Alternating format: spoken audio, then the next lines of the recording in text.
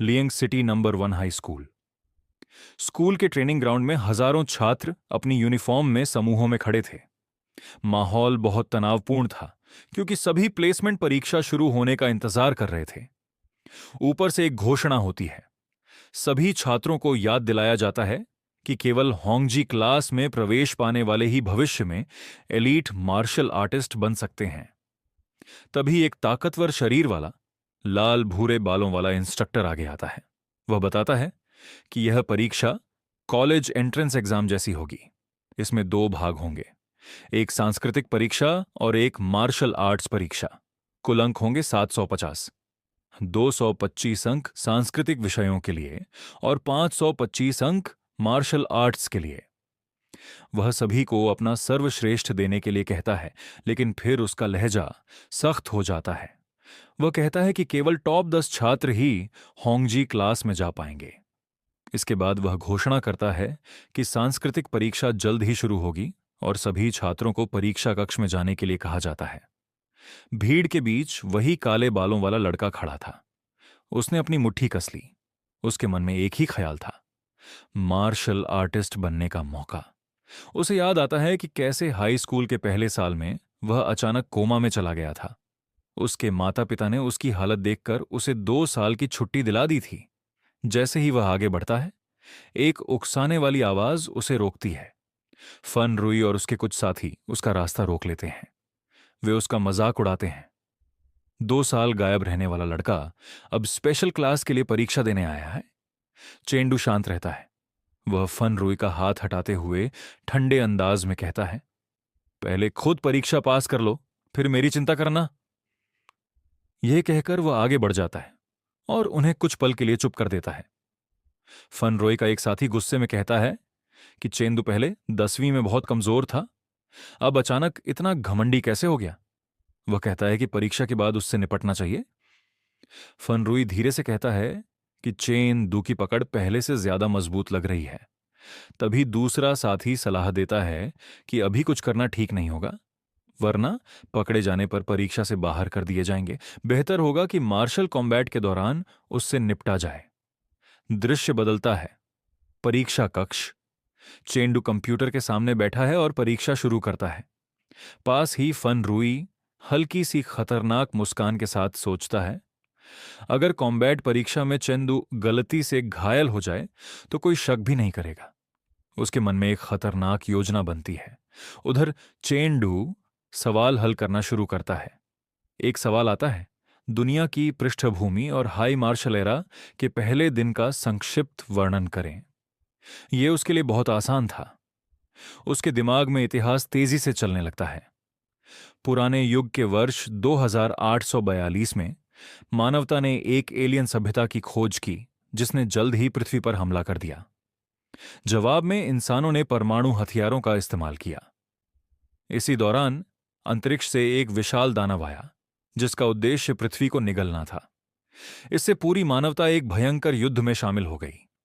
युद्ध के बाद परमाणु सर्दी आई और 5 अरब से ज्यादा लोग मारे गए। लेकिन इस विनाश ने एक बदलाव भी लाया। परमाणु विकिरण के प्रभाव से मानव शरीर अपनी सीमाओं को तोड़ने लगा और धीरे धीरे विकसित होने लगा। 27 अगस्त 2860 को सभी वयस्कों की जीवन शक्ति स्तर 2 तक पहुंच गई। यहीं से एक नई पीढ़ी का जन्म हुआ, मार्शल वॉरियर्स। वे जल्द ही मानवता की मुख्य ताकत बन गए। इस बदलाव के साथ पुराना युग खत्म हो गया और शुरू हुआ हाई मार्शल एरा। परीक्षा आगे बढ़ती रही।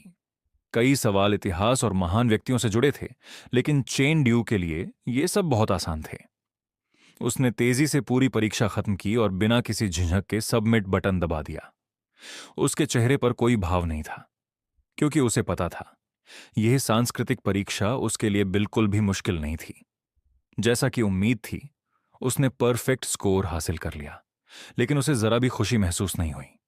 पिछले 2 सालों से जो बीमारी उसे स्कूल से दूर रखे हुए थी, वह असल में कोई बीमारी नहीं थी। हर रात वह एक अजीब सी जगह पर खींच लिया जाता था, जहां उसे मिलने वाले रिवॉर्ड उसकी मानसिक ऊर्जा को जागृत कर देते थे। इसी वजह से उसे एक खास क्षमता मिल गई थी। वह किसी भी चीज को एक नजर में याद कर सकता था और कभी भूलता नहीं था। इसी कारण 2 साल की पढ़ाई छूटने के बाद भी उसे परीक्षा देने का पूरा भरोसा था। फिर भी वह हकीकत को अच्छी तरह समझता था। चाहे उसका सांस्कृतिक स्कोर कितना भी परफेक्ट हो, उसकी कीमत सिर्फ 225 अंक ही थी। असली फैसला मार्शल कॉम्बैट परीक्षा में होना था, इसलिए वह घर लौट आया ताकि तैयारी कर सके। घर पहुंचते ही चेंडू ने आवाज लगाई, "अह, मैं आ गया।" रसोई में काम कर रहे उसके मजबूत शरीर वाले पिता ने हंसते हुए जवाब दिया, "खाना बस तैयार होने वाला है।" अंदर जाते समय उसकी बहन जमीन से उसका एग्जाम टिकट उठाकर देती है और उसे सावधान रहने को कहती। रात का खाना साधारण था, लेकिन उसमें अपनापन भरा हुआ था। तीनों एक साथ टेबल पर बैठकर आराम से खाना खाने लगे। खाने के दौरान उसके पिता ने अचानक एक छोटी सी दवाई की बोतल निकाली और पूछा, तुम जानते हो ये क्या है?" चेंडू ने तुरंत पहचान लिया। ये चियन ब्लड पाउडर है। आपको ये कहां से मिला?" उसके पिता हंस पड़े और उसके कटोरे में खाना डालते हुए बोले, "तुम स्पेशल क्लास की परीक्षा देने जा रहे हो, इसीलिए मैंने ये खरीदा है, ताकि तुम्हारा स्कोर बेहतर हो सके।" ये सुनकर चेंडू अंदर से बहुत भावुक हो गया। उसने धीरे से कहा, "पापा, इनके बिना भी मैं परीक्षा पास कर सकता हूं।" उसके पिता ने बस उसके सिर पर हाथ फेरा और शांत स्वर में कहा, "ज्यादा मत सोचो।" फिर उन्होंने प्यार से कहा, "अगर मैं खुद मार्शल वॉरियर नहीं बन पाया तो क्या हुआ? हम दोनों तुम्हें और तुम्हारी बहन को उस रास्ते पर आगे बढ़ाएंगे। तुम बस अच्छा खाना खाओ, ठीक से ट्रेनिंग करो, खर्चे का हम कोई ना कोई तरीका निकाल लेंगे।" यह सुनकर चेंडू के दिल में एक मजबूत संकल्प पैदा हो गया। उसे साफ समझ आ गया कि उसके परिवार ने उसके लिए कितनी कुर्बानियां दी हैं और उनसे कितनी उम्मीदें हैं। अपने कमरे में वापस आकर चेंडू चुपचाप बैठ गया और सोचने लगा। ची और ब्लड पाउडर की एक बोतल की कीमत ही हजारों युआन थी, जबकि उसका परिवार इतना अमीर नहीं था। इस दुनिया में जो लोग मार्शल वॉरियर नहीं बन पाते, वे अपनी सुरक्षा तक की गारंटी नहीं दे सकते। अगले दिन मार्शल कॉम्बैट परीक्षा थी। उसने खुद से कहा, मुझे अपनी पूरी ताकत लगा देनी होगी। वह बिस्तर पर पद्मासन में बैठ गया और उस रहस्यमयी जगह में फिर से जाने की तैयारी करने लगा। जैसे ही उसकी चेतना धीरे धीरे अंधेरे में डूबी, उसने अपनी आंखें खोलीं। वह फिर उसी जानी पहचानी दुनिया में था, जो बर्फ और चमकते क्रिस्टल से भरी हुई थी। कोमा में जाने के बाद से वह हर रात सोते समय इसी क्रिस्टल स्पेस में आता था। उसके चारों ओर दानवों की परछाइयां घूम रही थीं, गुर्राते हुए, जैसे किसी भी पल हमला करने को तैयार हों। उसका मिशन हमेशा एक ही होता था। कई सारे दानव उस केंद्रीय क्रिस्टल को नष्ट करने की कोशिश करते थे और उसे उसे बचाना होता था। अगर क्रिस्टल टूट जाता तो वह अगले पूरे दिन फिर से कोमा में चला जाता। लेकिन एक अजीब नियम भी था। अगर वह क्रिस्टल की रक्षा करते हुए मर जाता तो वह तुरंत असली दुनिया में पूरी ऊर्जा के साथ जाग जाता। शुरुआत में अपनी जान के डर से वह अक्सर फेल हो जाता था और कोमा में ही पड़ा रहता था। लेकिन जब उसे यह नियम पता चला कि मरने से जल्दी ठीक हो जाता है, तब से उसकी प्रगति तेजी से बढ़ने लगी। हर बार जब वह दानवों की एक लहर को रोकता, उसकी मानसिक ऊर्जा बढ़ जाती। इसी से उसे असाधारण याददाश्त और तेज समझने की क्षमता मिली, और यही वजह थी कि वह पढ़ाई में परफेक्ट स्कोर ला पाता था। तभी एक सिस्टम नोटिफिकेशन दिखाई देता है, अगली दानवों की लहर आने में 30 सेकंड बाकी है। और एक और जानकारी, रिवॉर्ड सिर्फ पहली बार डिफेंस पूरा करने पर ही असर करेगा। चेंडू शांत खड़ा रहा। जैसे ही दानव उसकी ओर दौड़े, वह भी सीधे उनकी तरफ झपट पड़ा। उसके वार सटीक और तेज थे। उसकी तलवारबाजी इतनी सहज थी कि हर वार के साथ हवा में चमकती हुई लकीर बनती जा रही थी। आखिरी दानव को खत्म करने के बाद वह हल्के से जमीन पर उतरा। उसका चेहरा शांत था, लेकिन उसकी आंखों में हल्की सी हत्या की भावना झलक रही थी। उसके शरीर पर कुछ घाव थे, लेकिन उसने राहत की सांस ली और अपना स्टेटस पैनल खोला। उसे लगा कि उसकी ताकत अभी भी स्पेशल क्लास में जाने और एलीट मार्शल वॉरियर बनने के लिए शायद काफी नहीं है। वह पहले ही कई लहरों का सामना कर चुका था। तभी सिस्टम की आवाज फिर गूंजती है, 5वीं दानव लहर आने वाली है, कृपया तैयार हो जाइए। चेंडू की आंखें तेज हो गईं। वह अगले मुकाबले के लिए तैयार हो गया। तभी एक विशाल लाल ड्रैगन प्रकट हुआ। उसने जोरदार दहाड़ लगाई और विनाशकारी आग उगल दी। चेंडू तुरंत सतर्क हो गया। बिना एक पल गंवाए उसने अपनी तलवार कसकर पकड़ी और आग के बीच तीर की तरह आगे बढ़ गया। जलती हुई लपटों से बचते हुए वह ड्रैगन के करीब पहुंचा और उसके स्केल्स पर हमला करने लगा। वह तेजी से ड्रैगन की पीठ पर दौड़ता हुआ उसके कमजोर बिंदु तलाशने लगा। लड़ाई बेहद भयंकर थी। गुस्से में ड्रैगन ने दहाड़ते हुए अपनी विशाल पूंछ उसकी ओर घुमाई, जिससे तेज हवा का झोंका बना। अपने अनुभव के दम पर चेंडू हवा में पलटा खाकर उस हमले से बाल बाल बच गया। इस जगह पर अनगिनत बार मरने के बाद उसने धीरे धीरे ड्रैगन के हमलों का पैटर्न और उसकी रफ्तार समझ ली थी। उसके शरीर के चारों ओर नीली ऊर्जा इकट्ठा होने लगी। वह अपने जवाबी हमले की तैयारी कर रहा था। चंदू ने अपनी सबसे ताकतवर तकनीक फ्लोइंग लाइट सोर्ड आर्ट का इस्तेमाल किया। चमकदार तलवार की ऊर्जा की एक लहर सीधे ड्रैगन के सिर की ओर गई और एक भयंकर धमाका हुआ जिसने दोनों को दूर फेंक दिया। उनकी ताकत लगभग बराबर लग रही थी। एक पल की गलती में चेंडू ड्रैगन के हमले का शिकार हो गया। जमीन पर गिरते ही उसने दर्द से अपना हाथ पकड़ लिया। उसने खुद को लापरवाही के लिए डांटा, लेकिन समझ गया कि चोट ज्यादा गंभीर नहीं है। पहले की कई असफलताओं से मिली सीख ने उसे इस दर्द को सहने लायक बना दिया था। ड्रैगन फिर से गरजा और अपना विशाल सिर उसकी ओर घुमाया, अगला हमला करने के लिए तैयार। चेंडू ने खुद को संभाला और अपने मन को शांत रखा। नई दृढ़ता के साथ वह फिर से आगे बढ़ा और हमला शुरू किया। ड्रैगन बहुत विशाल था, लेकिन चेंडू बिल्कुल शांत रहा। अपनी गति और फुर्ती का इस्तेमाल करते हुए वह हवा में तेजी से घूमता रहा। ड्रैगन के हमलों से बचते हुए बार बार उसके पास पहुंचता रहा। उसके चेहरे पर पसीना बह रहा था, लेकिन उसने हमला जारी रखा। जब ड्रैगन ने आग की एक और लपट छोड़ी, चेंडू पहले से तैयार था। वह हवा में उछल गया और हमले से बच गया। अपनी छोटी और तेज बॉडी का फायदा उठाते हुए उसने मौका पकड़ा और वार किया। उसकी तलवार ड्रैगन के शरीर में घुस गई। दर्द से ड्रैगन जोर से गरजा और उसके घाव से खून बहने लगा। अपनी बची हुई ताकत जुटाकर चेंडू ने एक जोरदार वार किया जो इस लड़ाई को खत्म करने के लिए था। उसका हमला पूरे स्पिरिचुअल स्पेस में गूंज उठा। उसने ड्रैगन को नीचे की ओर दबा दिया। एक आखिरी वार के साथ उसने ड्रैगन को जमीन पर पटक दिया, जिससे जमीन तक टूट गई। धूल शांत होने के बाद चेंडू उस हारे हुए ड्रैगन्स के सामने खड़ा था। उसका विशाल शरीर बिल्कुल शांत पड़ा था और उसकी तलवार जमीन में गड़ी हुई थी। यह उसकी जीत का निशान था। तभी एक सिस्टम नोटिफिकेशन आया जिसमें चेंडू को 5 लहरों के मॉन्स्टर्स को सफलतापूर्वक हराने पर बधाई दी गई। इनाम के रूप में उसकी स्पिरिचुअल पावर बढ़ गई और उसे एक नई तकनीक इमॉर्टल कॉन्टेम्पलेशन मेथड मिली। यह इनाम देखकर चेंडू थोड़ी देर के लिए हैरान रह गया। तभी एक और नोटिफिकेशन आया जिसमें बताया गया कि अगली मॉन्स्टर वेव आने वाली है। चेंडू ने खुद को फिर से संभाला और ध्यान केंद्रित किया। उसे समझ आ गया कि इस स्पेस का हर पल उसकी ताकत बढ़ाने के लिए बहुत महत्वपूर्ण है। अंधेरे से एक नया दुश्मनों का झुंड बाहर आया।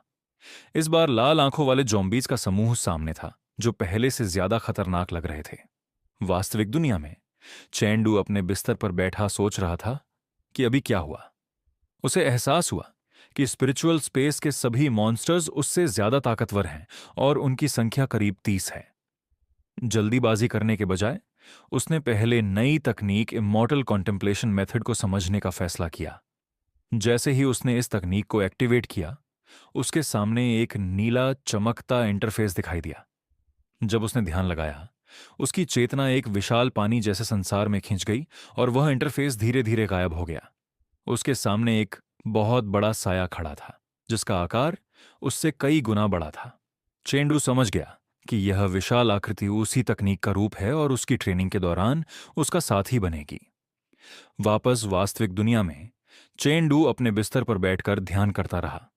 उसके शरीर के चारों ओर हल्की नीली आभा चमक रही थी। तभी उसकी बहन ने दरवाजा खोलकर उसे खाने के लिए बुलाया और उसका ध्यान टूट गया।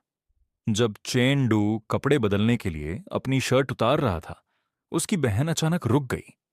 उसने देखा कि उसका शरीर पहले से ज्यादा फिट और मजबूत हो गया है। थोड़ी हैरानी से उसने कहा कि वह पहले से ज्यादा हैंडसम लग रहा है। चेंडू मुस्कुराया और मजाक में उसके बाल बिगाड़ते हुए पूछा, क्या मैं पहले हैंडसम नहीं था? उसकी बहन ने तुरंत मना किया और बोली कि उसके बाल खराब मत करो, लेकिन अंदर ही अंदर वह सोचने लगी कि क्या उसका भाई हमेशा से इतना आकर्षक था। अगले दिन चेंडू अपने पिता और बहन से विदा लेकर एग्जाम के लिए निकल गया। उसके पिता ने उसे रास्ते में सावधान रहने को कहा। जिम्नेजियम पहुंचकर चेंडू ने स्ट्रेचिंग की और साफ महसूस किया कि इमॉर्टल कॉन्टेम्पलेशन मेथड की वजह से उसका शरीर पहले से ज्यादा मजबूत हो गया है। तभी उसका पुराना बदमाश फनरुई अपने दो साथियों के साथ वहां आ गया। उन्होंने मजाक उड़ाते हुए पूछा कि जो 2 साल से गायब था वह स्पेशल क्लास के एग्जाम में क्यों आया है। फनरुई के एक साथी ने ताना मारते हुए कहा कि यह तो उस व्यक्ति से बेहतर है जो कल्चरल एग्जाम भी पास नहीं कर सकता। चेंडू ने शांत लेकिन सख्त आवाज में पूछा, तुम कहना क्या चाहते हो? उसके चेहरे पर हल्की आत्मविश्वास भरी मुस्कान आ गई। वह सोच रहा था कि इस बार शायद फनरोई ही एग्जाम में हिस्सा नहीं ले पाएगा। चेंदू की बात सुनकर फनरोई गुस्से में आ गया और उसे चेतावनी दी कि ज्यादा अकड़ मत दिखाओ। चेंदू ने शांत होकर जवाब दिया, मैंने किसी का नाम नहीं लिया। तुम लोग खुद ही क्यों समझ रहे हो कि मैं तुम्हारी बात कर रहा छूं? तनाव बढ़ता जा रहा था। तभी छोटे काले बालों वाला एक लड़का जो चेंडू का दोस्त था बीच में आ गया। उसने माहौल शांत करने की कोशिश की और याद दिलाया कि एग्जाम ज्यादा जरूरी है। जब फेनरुई और उसका समूह वहां से जाने लगे तो उसने पीछे मुड़कर चेंडू को आखिरी चेतावनी दी, रुको, आगे क्या होता है खुद देख लेना। उनके जाने के बाद चेंडू का दोस्त घबराकर उसका हाथ पकड़ लिया और बोला कि वह मुसीबत में है। लेकिन चेंडू शांत रहा और उसे भरोसा दिलाया कि वह सब संभाल सकता है। उसके दोस्त ने समझाया कि अब हालात पहले जैसे नहीं रहे, खासकर जब चेंडू 2 साल तक स्कूल से दूर था। उसने बताया कि फनरुई घमंडी हो गया है क्योंकि उसका चाचा हाल ही में स्कूल के अकादमिक ऑफिस का डायरेक्टर बना है।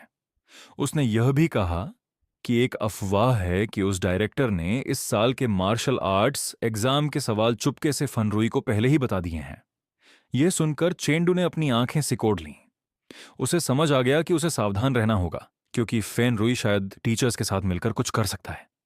उनकी बात आगे बढ़ पाती उससे पहले ही एक ऑफिशियल अनाउंसमेंट ने उन्हें रोक दिया। घोषणा हुई कि मार्शल आर्ट्स एग्जाम 2 हिस्सों में होगा, पहला स्ट्रेंथ टेस्ट और उसके बाद कॉम्बैट ड्यूल। सभी स्टूडेंट्स को अपने अपने एरिया में जाकर स्ट्रेंथ टेस्ट के लिए तैयार होने को कहा गया। चेंडू के दोस्त ने उसके शांत चेहरे को देखकर कहा कि ज्यादा मत सोचो और लाइन में लग जाओ। पहला टेस्ट था स्ट्रेंथ असेसमेंट। हर छात्र को पूरी ताकत से पंचिंग बैग पर वार करना था और हर ग्रुप में सबसे कम स्कोर वाला छात्र तुरंत बाहर कर दिया जाएगा। आसपास के स्टूडेंट्स धीरे धीरे इस सख्त नियम पर चर्चा करने लगे। एक छोटा ड्रोन कैमरा पास में मंडरा रहा था। चेंडू ने शांत दिमाग से स्थिति का विश्लेषण किया। उसे पता था कि बाद में कॉम्बैट ड्यूल भी होगा, इसीलिए ताकत बचाना जरूरी है। यह सोचकर उसने अपनी मुट्ठी कस ली। उसकी मुट्ठी के आसपास हल्की नीली आभा इकट्ठा होने लगी। उसने तय किया कि वह ताकत के बजाय अपनी स्पीड का इस्तेमाल करेगा। वहीं दूसरी ओर फेनरॉय ने अपनी उंगलियां चटकाईं और उसके चारों ओर लाल आभा फैल गई। उसने घमंड से कहा कि असली मायने सिर्फ ताकत रखते हैं। पहले ग्रुप का टेस्ट शुरू हुआ। चेंडू के शांत चेहरे और फेनरुई के आत्मविश्वास भरे अंदाज के बीच साफ अंतर दिखाई दे रहा था। फेनरुई ने जोरदार पंच मारा। उसकी बांह लाल ऊर्जा से घिरी हुई थी। जैसे ही उसका वार पंचिंग बैग पर पड़ा, बैग जोर से कांप उठा। उसकी ताकत से एक झटका सा पैदा हुआ जिससे धूल उड़ गई और दूर खड़ा चेंडू भी थोड़ा डगमगा गया। फेनरुई के साथी तुरंत खुश होकर उसकी तारीफ करने लगे और बोले कि उसकी ताकत करीब 1400 जिन है। उनमें से एक ने चेंडू की ओर इशारा करते हुए कहा कि अब कोई जल्दी ही बाहर होने वाला है। उसी समय एक बैंगनी रोशनी चमकी और एक और मुट्ठी ने पंचिंग बैग को मारा। आसपास के लोग हैरान रह गए। फेनरॉय ने अविश्वास में पीछे मुड़कर देखा। तभी रिजल्ट सामने आया, 1500 जिन का पंच और लाइफ फोर्स इंटेंसिटी सिर्फ 5.1। सभी स्टूडेंट्स हैरानी में बातें करने लगे। वे सोच रहे थे कि चेंडू किस क्लास से है और उसका नाम पिछले साल टॉप 50 में क्यों नहीं था। स्कूल ऑफिस में टीचर लिंग सुबह के टेस्ट के रिजल्ट देख रहे थे। सामान्य तौर पर 5.1 लाइफ फोर्स इंटेंसिटी वाला छात्र लगभग 1000 जिन तक ही पंच मार सकता है, लेकिन इस छात्र ने 1500 जिन हासिल कर लिया। टीचर लिंग सोच में पड़ गए। कि एक सामान्य क्लास का छात्र इतना ताकतवर कैसे हो सकता है, जो एलिट क्लास के छात्रों से भी आगे निकल जाए। उन्हें शक हुआ कि इसका कारण सिर्फ ताकत नहीं, बल्कि चेन डून की मार्शल आर्ट्स तकनीक हो सकती है। उन्होंने अपने असिस्टेंट को आदेश दिया कि चेन डू के बारे में सारी जानकारी इकट्ठा करें। फाइल देखने के बाद उनकी हैरानी और बढ़ गई। चेन डू, जो 2 साल तक स्कूल से गायब था, पहले ही 55% मार्शल आर्ट्स प्रोफिशिएंसी हासिल कर चुका था और टीचर लिंग को शक था कि अब यह और भी ज्यादा हो सकता है। इधर चेंडू टेस्ट में हलचल मचाने के बाद भी शांत बना रहा। टीचर लिंग ने यह सब देखकर तय किया कि वह दोपहर के कॉम्बैट एग्जाम में उसे ध्यान से देखेंगे। इसके बाद दृश्य एक बड़े खाली एरिना में बदल जाता है, जहां जल्द ही असली लड़ाई होने वाली थी। तेज रोशनी एरिना को चमका रही थी और स्टूडेंट्स में उत्साह और तनाव दोनों महसूस हो रहे थे। टीचर लिंग एक लिस्ट हाथ में लेकर सामने खड़े हुए और आधिकारिक रूप से ड्यूल्स की शुरुआत का ऐलान किया। जिन छात्रों का नाम पुकारा जाए, उन्हें आगे आने को कहा गया। पहला मुकाबला घोषित हुआ चेन डू बनाम फेन रुई। चेन डू शांत और केंद्रित चेहरे के साथ स्टेज पर चढ़ा, जबकि फेन रुई घमंडी मुस्कान के साथ आगे बढ़ा। आसपास खड़े स्टूडेंट्स इस मुकाबले पर चर्चा करने लगे। हालांकि चेन डू का स्ट्रेंथ टेस्ट स्कोर प्रभावशाली था, लेकिन ज्यादातर लोगों का मानना था कि जीत फेन रुई की होगी, क्योंकि असली लड़ाई में स्किल ज्यादा मायने रखती है। एरिना के बीच में फेन रुई 2 लंबे हथियारों के साथ खड़ा था। उसने चेंडू का मजाक उड़ाते हुए कहा कि पहले जो हुआ वो सिर्फ किस्मत थी और इस बार वह इतना भाग्यशाली नहीं रहेगा। चेंडू शांत रहा और धीरे से जवाब दिया, उम्मीद है तुम अपनी ये कॉन्फिडेंस थोड़ी देर और बनाए रख पाओगे। द्वंद्व तुरंत शुरू हो गया। फन रयू तेजी से आगे बढ़ा। उसका हथियार लाल अग्नि जैसी ऊर्जा से घिरा हुआ था और उसने एक तेज व आक्रामक हमला किया।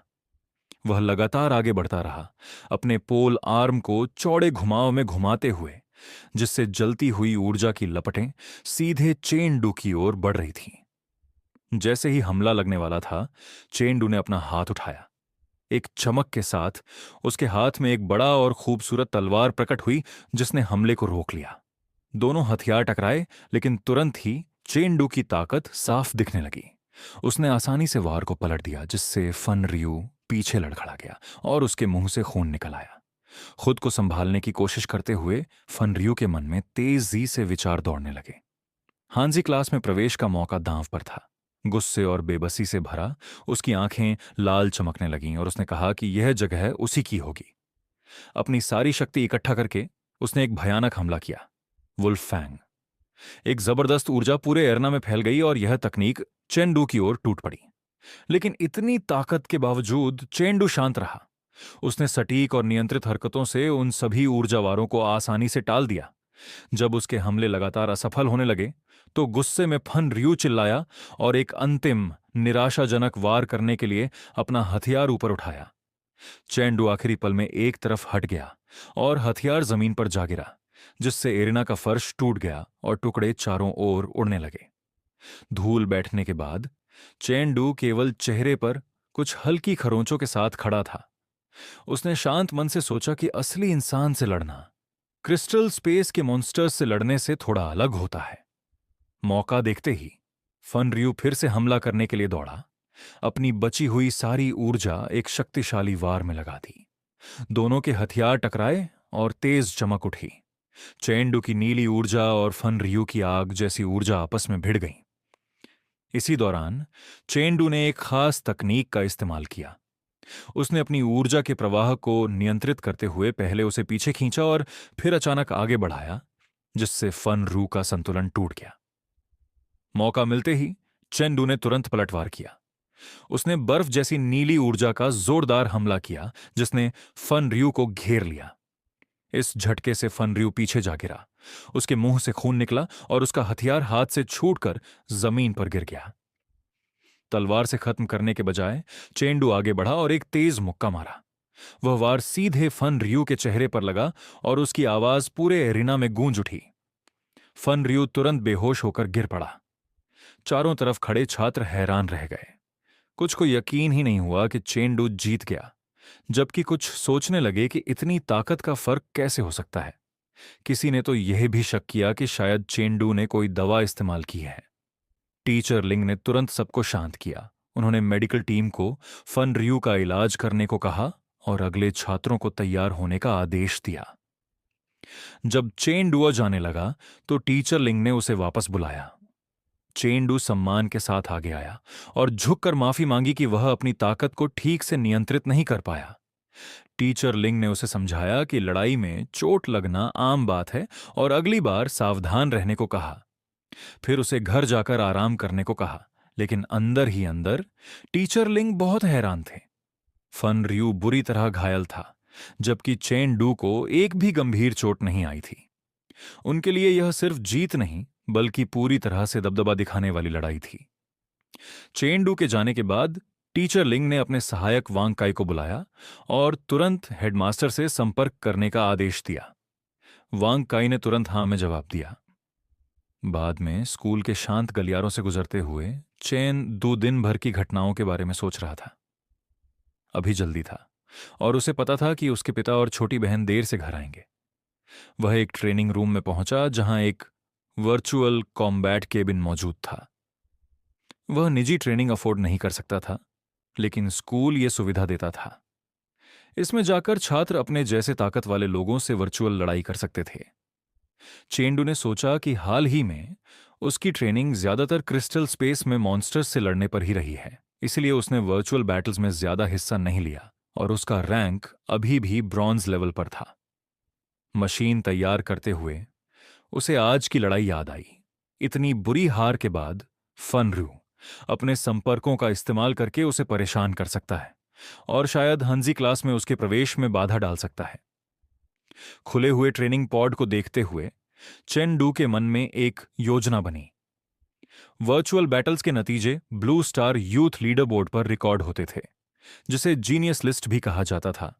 यह इतनी प्रतिष्ठित रैंकिंग थी कि हांजी क्लास के कई छात्र भी इसमें जगह नहीं बना पाते थे। दृढ़ निश्चय के साथ चेंडू उस वर्चुअल केबिन में अंदर गया, आंखें बंद की और अपनी योजना शुरू करने के लिए तैयार हो गया। अब वह blue star youth leader board पर चढ़ने के लिए लड़ाई करेगा।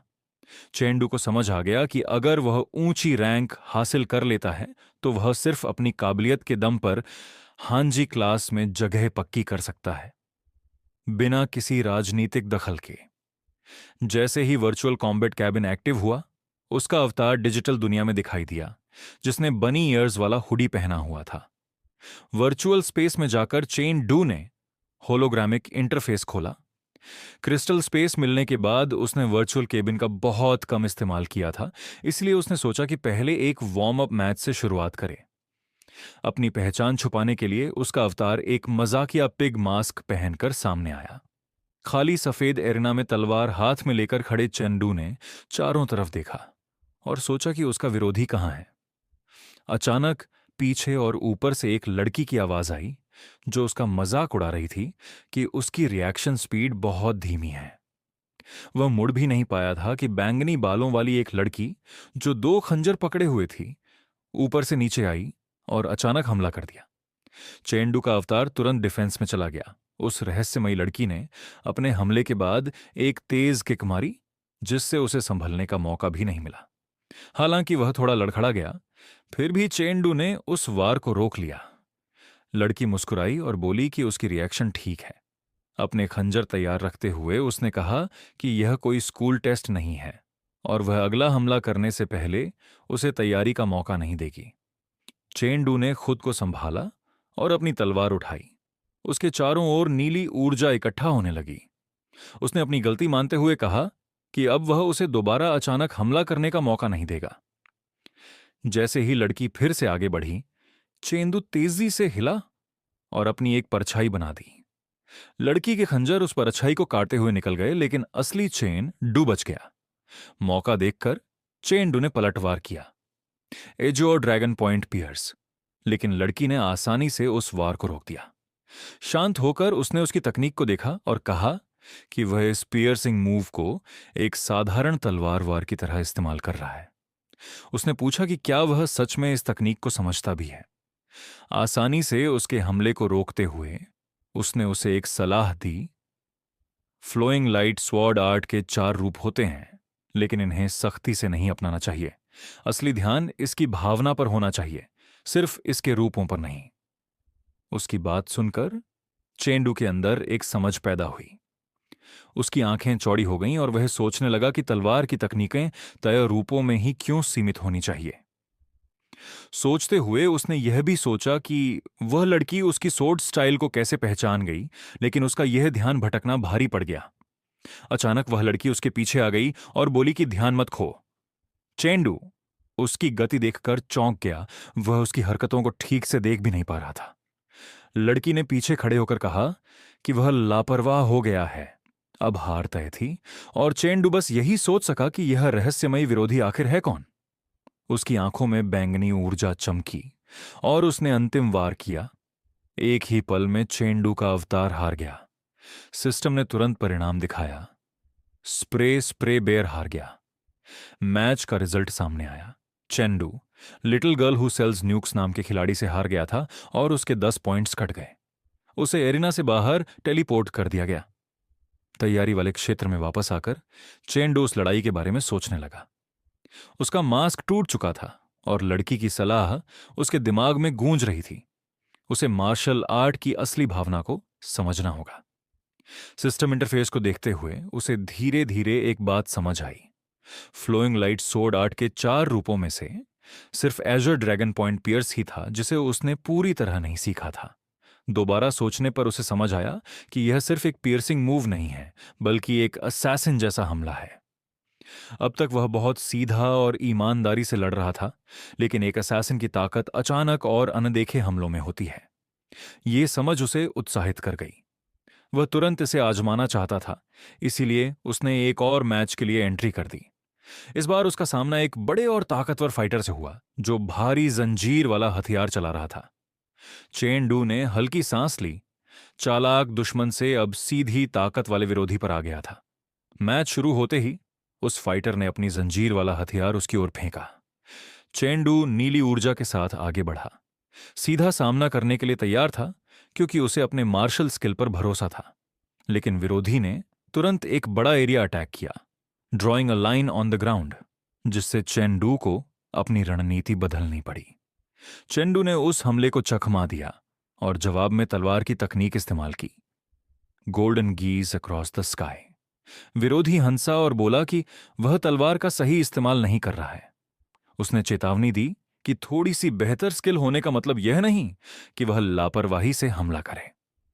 फिर उसने जोर से अपनी जंजीर खींची। जो भारी वजन पहले चूक गया था वह हवा में वापस आया और झूले की तरह चेंडू की ओर तेजी से बढ़ा। इस हमले के सामने चेंडू शांत रहा। उसकी आंखों में आत्मविश्वास झलक रहा था और उसने मन ही मन सोचा, क्या सिर्फ ताकत ही जीत तय करती है? जैसे ही हथियार उसके करीब आया, चेंडू ने आसानी से एक तरफ हटकर उसे टाल दिया। उसका शरीर पूरी तरह नियंत्रण में था। उसने सटीक तरीके से खुद को घुमाया और भारी वार को जमीन पर गिरने दिया। टकराव से धूल और टुकड़े चारों ओर बिखर गए। अगले ही पल चेंडू अपने प्रतिद्वंदी के पीछे पहुंच चुका था। उसकी तलवार की नोक सीधे आदमी की गर्दन पर थी। वह भारी भरकम आदमी हैरान रह गया। उसे समझ ही नहीं आया कि चेंडू इतनी तेजी से उसके पीछे कैसे पहुंच गया। अपने नए समझ का इस्तेमाल करते हुए चेंडू ने एज्योर ड्रैगन पॉइंट पियर्स को सीधे वॉर की तरह नहीं, बल्कि एक अचानक और अनपेक्षित हमले के रूप में इस्तेमाल किया। कुछ ही देर में सिस्टम ने परिणाम घोषित किया। चेंडू ने वांग देकुई को हरा दिया था और उसे 10 विक्ट्री पॉइंट्स मिले। लड़ाई खत्म होने के बाद चेंडू चुपचाप खड़ा रहा, अपनी तलवार हाथ में लिए हुए, और इस मुकाबले के बारे में सोचने लगा। यह पहली बार था जब उसने एज्योर ड्रैगन पॉइंट पियर्स को उसके असली मकसद के अनुसार इस्तेमाल किया था। गहरे विचारों में डूबा हुआ वह एक बुनियादी सवाल के बारे में सोचने लगा, तलवार की असली प्रकृति क्या है? धीरे धीरे उसे समझ आने लगा, मार्शल आर्ट सिर्फ सटीक हरकतों का नाम नहीं है। असली महारत अनगिनत बदलावों में छिपी होती है। कोई तकनीक मजबूत और ताकतवर हो सकती है या लचीली और सूक्ष्म। वह हालात के अनुसार बदल सकती है, किसी एक रूप में बंधी नहीं होती। यह समझ चेंडू के दिमाग में और गहराती गई। एक तकनीक साफ और सीधी हो सकती है या पूरी तरह छुपी हुई। एक योद्धा बिजली की तरह तेज और विस्फोटक हमला कर सकता है या पानी की तरह शांत और लगातार आगे बढ़ सकता है। उसी पल चेन डुकोएजो और ड्रैगन पॉइंट पियर्स का असली मकसद समझ आ गया। यह तकनीक दिखाती है कि तलवार का इस्तेमाल इज्जतदार मुकाबले में भी हो सकता है और खामोश हत्या के लिए भी। यह एक ऐसा हथियार है जो हर परिस्थिति में खुद को ढाल सकता है। हल्का सा अपना पिग मास्क उठाते हुए चेंडू के चेहरे पर आत्मविश्वास भरी मुस्कान आ गई। अब वह समझ चुका था तलवार किसी तय रूप से बंधी नहीं होती। उसकी असली ताकत उसे चलाने वाले की सोच और इरादे पर निर्भर करती है। तभी अचानक सिस्टम का एक नोटिफिकेशन आया। उसकी फ्लोइंग लाइट सोड आर्ट की मास्टरी बढ़कर 90% हो गई थी। अपनी प्रगति से संतुष्ट होकर चेंडू ने सेशन खत्म किया और वर्चुअल ट्रेनिंग पॉड से लॉग आउट कर गया। वास्तविक दुनिया में लौटते ही थकान उस पर हावी हो गई। थकी हुई सांस छोड़ते हुए उसके दिमाग में एक ही बात आई, उसे भूख लगी है। तभी उसका स्मार्ट रिस्ट बैंड वाइब्रेट हुआ और एक मैसेज दिखा। उसमें उसे बधाई दी गई थी कि वह ब्लू स्टार यूथ रैंकिंग में टॉप 1 लाख में पहुंच गया है। चैंडू यह देखकर हैरान रह गया। ब्लू स्टार यूथ रैंकिंग पूरे ग्रह के युवा फाइटर्स को कवर करती थी। उसने तुरंत अपनी रैंक की ओर जानकारी मांगी। परिणाम देखकर वह चौंक गया। वह अपने शहर लियांगछंग में पहला, जिले में 7वां और पूरे विश्व में 6219वें स्थान पर था। यह समझते ही उसके चेहरे पर बड़ी मुस्कान आ गई। अब उसकी हंजी एलीट क्लास में एडमिशन लगभग पक्का था। दृश्य फिर से पूरी तरह वास्तविक दुनिया में आ गया। लियांगचंग नंबर 1 हाई स्कूल का विशाल कैंपस सामने दिखाई दे रहा था और चेन डू नए आत्मविश्वास के साथ स्कूल के गेट की ओर बढ़ रहा था। अचानक किसी ने उसका नाम पुकारा और उसे रोक लिया। वह था फुनो, छात्र मामलों का मोटा और घमंडी डीन, जो अपने खराब व्यवहार के लिए जाना जाता था। डीन ने तुरंत चेंडू को डांटना शुरू कर दिया कि उसमें शिष्टाचार नहीं है और उसने शिक्षक को ठीक से नमस्कार नहीं किया। चेंडू ने सावधानी से लेकिन विनम्रता के साथ उसे नमस्कार किया। पास खड़े छात्र आपस में फुसफुसाने लगे क्योंकि उन्होंने डीन के हाथ में डिसिप्लिनरी आर्म बैंड देखा। डीन ने चेंडू पर और दबाव डालते हुए कहा कि वह छात्रों की जांच करने का जिम्मेदार है और उसने पूछा कि चेंडू ने क्या पहन रखा है। चेंडू ने शांत होकर जवाब दिया, यह सिर्फ स्कूल यूनिफॉर्म है। कुछ छात्र इस स्थिति पर हंसने लगे, जबकि कुछ ने धीरे से बताया कि यह डीन फन रूई का चाचा है, वही छात्र जिसे चेंडू ने पहले हराया था। सबको शक होने लगा कि वह बदला लेने आया है। जल्द ही माहौल और खराब हो गया। एक छात्र ने कहा कि उसने सुना है चेंडू ने अपनी पिछली जीत बैन ड्रग्स की मदद से हासिल की थी। दूसरे ने निराश होकर कहा कि उसे लगा था चेंडू की ताकत असली है। अफवाह फैलते ही भीड़ का रवैया उसके खिलाफ होने लगा। डीन फुनो, जो पहले से ही नाराज था, अब चेंडू को डिसिप्लिनरी स्टिक से ठेलने लगा और उसके बालों से लेकर उसकी खड़े होने की मुद्रा तक हर चीज को गलत बताने लगा। इतनी खुली दुश्मनी के बावजूद चेंडू शांत रहा और उसने सीधे सवाल किया। उसने कहा कि उसका पहनावा पूरी तरह स्कूल के नियमों के अनुसार है और पूछा कि आखिर कौन सी चीज गलत है। यह सुनकर डीन और गुस्से में आ गया। उसका चेहरा गुस्से से विकृत हो गया और वह चिल्लाया, तुम हिम्मत कैसे कर रहे हो जवाब देने की? उसने अपना डिसिप्लिनरी स्टिक उठाया और सबके सामने चेंडू को मारने के लिए वार किया, लेकिन वह वार कभी लगा ही नहीं। चेंडू ने उस स्टिक को आसानी से पकड़ लिया। उसका चेहरा ठंडा और स्थिर था। गुस्से से भरा डीन चिल्लाया कि वह उसे बदतमीजी के लिए रिपोर्ट करेगा और स्कूल से निकलवा देगा। जैसे ही उसने हेडमास्टर को रिपोर्ट करने की बात कही, अचानक एक शांत आवाज आई, क्या कोई मुझे ढूंढ रहा था? यह सुनते ही डीन वहीं जम गया। 2 प्रभावशाली लोग आगे बढ़ते हुए आए, स्कूल के हेडमास्टर लीमू और लियांगचेंग सिटी के मेयर वांगक्वान। उनके आते ही माहौल पूरी तरह बदल गया। अपने सीनियर को देखते ही डीन फुनोन्स तुरंत पीछे हट गया और जल्दी से हेडमास्टर के पास जाकर चेन डू की शिकायत करने लगा। लेकिन हेडमास्टर लीमू ने हाथ उठाकर उसे बीच में ही चुप करा दिया, जैसे कि उन्हें पहले से ही सब कुछ पता हो। डीन को नजरअंदाज करते हुए उन्होंने चेंडू की ओर देखा और पूछा, क्या तुम ही चेंडू हो? चेंडू थोड़ा हैरान हुआ, लेकिन शांत रहते हुए उसने हां में जवाब दिया। इन हेडमास्टर ने बताया कि वे खास तौर पर उससे मिलने आए हैं और उन्होंने मेयर वांग क्वान का परिचय कराया। मेयर ने मुस्कुराते हुए चेंडू को बधाई दी और कहा, शहर में नंबर 1 बनने और ब्लू स्टार यूथ रैंकिंग में टॉप रैंक हासिल करने के बाद मैं खुद तुमसे मिलना चाहता था। यह सुनते ही वहां मौजूद सभी लोग दंग रह गए। जो छात्र अभी तक उसके बारे में बातें कर रहे थे, वे सब चुप हो गए। यहां तक कि डीन फूनो भी हैरानी में जम गया। जैसे ही यह खबर फैली कि चेंडू ब्लू स्टार यूथ रैंकिंग के टॉप 10,000 में है, भीड़ में तुरंत चर्चा शुरू हो गई। कई छात्रों को तुरंत समझ आ गया कि इतनी ताकत के साथ चेंडू को फनरोई को हराने के लिए किसी बैन ड्रग्स की जरूरत ही नहीं थी। पहले फैली सारी अफवाहें उसी पल खत्म हो गईं। जब छात्र अभी भी उसकी ताकत के बारे में फुसफुसा रहे थे, वहीं वह शिक्षक जिसने पहले उसे डांटा था, चुपचाप बैठ गया, पूरी तरह असहाय। कुछ देर बाद हेडमास्टर लीमू और मेयर वांग क्वान ने चेंदू से कहा कि वह उनके साथ कॉन्फ्रेंस रूम में आए, क्योंकि उन्हें एक जरूरी बात करनी है। चेंदू ने बिना हिचक के हामी भरी और उनके साथ चल पड़ा। कॉन्फ्रेंस रूम के बाहर चेंडू दो और बेहतरीन छात्रों के साथ चल रहा था। अपनी यादों से उसने तुरंत उन्हें पहचान लिया, लूबा और मैक लॉय डैक, जो Liang Chang martial arts high school के टॉप 3 टैलेंट में से 2 थे। तीनों छात्र कमरे में दाखिल हुए, जहां मेयर और हेडमास्टर पहले से इंतजार कर रहे थे। यह पहली बार था जब स्कूल के टॉप 3 जीनियस एक साथ एक जगह इकट्ठा हुए थे। हालांकि वे स्कूल के सबसे मजबूत छात्र माने जाते थे, लेकिन वे पहले कभी मिले नहीं थे, इसलिए माहौल थोड़ा अजीब था।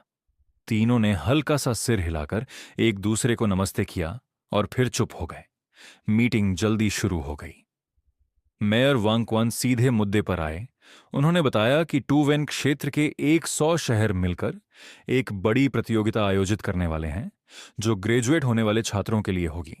हर शहर पिछली शाम 6 बजे तक की मार्शल रैंकिंग के आधार पर 3 छात्रों का चयन करेगा।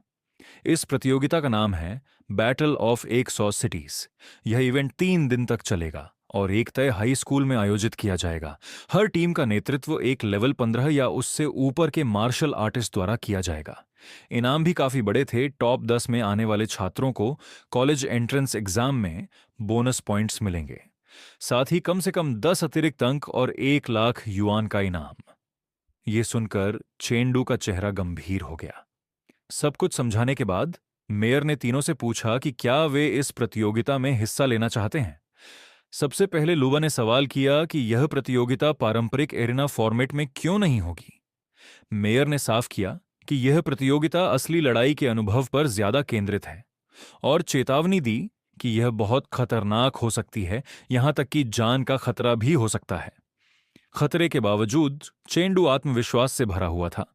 अपनी वर्तमान ताकत के आधार पर उसे विश्वास था कि वह पूरे क्षेत्र में टॉप 20 में आ सकता है, और अगर वह और आगे बढ़ा तो टॉप 3 तक पहुंचना भी संभव है। मेयर वांग क्वान ने फिर उन्हें ज्यादा दबाव न लेने की सलाह दी। उन्होंने कहा कि यह एक मौका है अनुभव हासिल करने का और यह समझने का कि वे दूसरे प्रतिभाशाली छात्रों के मुकाबले कहां खड़े हैं, भले ही वे टॉप 10 तक न पहुंचे। बिना एक पल गंवाए चेंडू ने सबसे पहले हाथ उठाकर भाग लेने के लिए हां कह दी। उसके तुरंत बाद मैक लॉयडक और लूबा ने भी सहमति दे दी। मेयर उनके जवाब से खुश दिखे और उन्हें नई पीढ़ी का प्रतिनिधि बताया। फिर उन्होंने उन्हें जाने की अनुमति दे दी और कहा कि प्रस्थान का समय बाद में बताया जाएगा। मीटिंग से बाहर निकलते हुए चेंडू का असली मकसद साफ हो गया। वह यह प्रतियोगिता नाम या शोहरत के लिए नहीं लड़ रहा था, बल्कि अपने परिवार के लिए। अगर वह टॉप 3 में जगह बना लेता है तो उसके माता पिता को घर चलाने के लिए इतनी मेहनत नहीं करनी पड़ेगी। ये सोचते ही उसका संकल्प और मजबूत हो गया। उसने ठान लिया वह टॉप 3 में अपनी जगह जरूर बनाएगा। कुछ ही देर बाद चेंडू एलीट छात्रों के लिए बने क्लासरूम में पहुंच गया। जैसे ही वह अंदर गया, उसे तुरंत फर्क महसूस हुआ। यहां की डेस्क पर किसी का नाम नहीं लिखा था। अनकहे नियमों से अनजान उसने एक खाली सीट चुनी और बैठ गया। लेकिन समस्या तुरंत सामने आ गई। एक लंबा और भारी शरीर वाला छात्र, जिसके चेहरे पर गुस्सा साफ दिख रहा था, उसने जोर से डेस्क पर हाथ मारा और चिल्लाया। उसका नाम था फो। उसने चेंडू से कहा कि वह सीट छोड़ दे और पूछा, तुम्हारी हिम्मत कैसे हुई यहां बैठने की? चेंडू पूरी तरह शांत रहा। उसने धीरे से डेस्क पर हाथ रखा और खड़ा हो गया, जैसे वह इस चुनौती का सामना करने के लिए तैयार हो। फो के सामने सीधे खड़े होकर भी चेंडू के चेहरे पर कोई डर नहीं था। शरीर के आकार में साफ अंतर होने के बावजूद चेंडू बिना किसी डर के उस बड़े छात्र की आंखों में देख रहा था। अंदर ही अंदर उसे यह स्थिति थोड़ी अजीब लगी। मार्शल कल्टीवेशन के इस दौर में भी कुछ लोग अभी तक स्कूल के बच्चों जैसी धमकी देने वाली हरकतों पर निर्भर थे। जैसे ही टकराव बढ़ने वाला था, तभी किसी ने फो के कंधे पर हाथ रखा। वह मैक लॉयड डाक था, जो शांत तरीके से आगे आया और समझाया कि चेंडू नया है और एलिट क्लास के नियमों से अनजान है। चेंडू की रीढ़ में ठंडक सी दौड़ गई। उसे बिल्कुल भी एहसास नहीं हुआ कि मैक लॉयड डक कब उसके पास आ गया।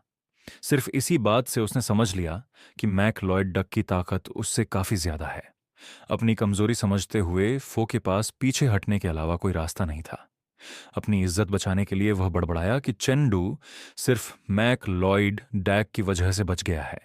फो के जाने के बाद मैक लॉयड डाक ने चेंडू को वह नियम समझाया जो उसने अनजाने में तोड़ दिया था।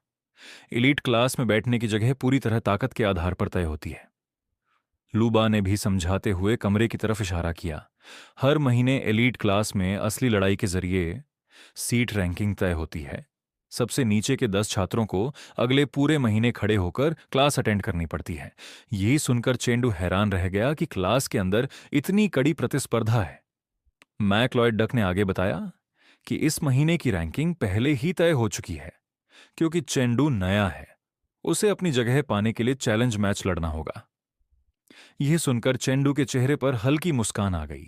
उसने पूछा कि क्या रैंकिंग से बैठने के अलावा और भी कोई फायदा मिलता है, क्योंकि उसी के हिसाब से वह अपनी मेहनत तय करेगा। मैक लॉयड डक ने कहा कि ऊंची रैंक पर ज्यादा इनाम मिलता है।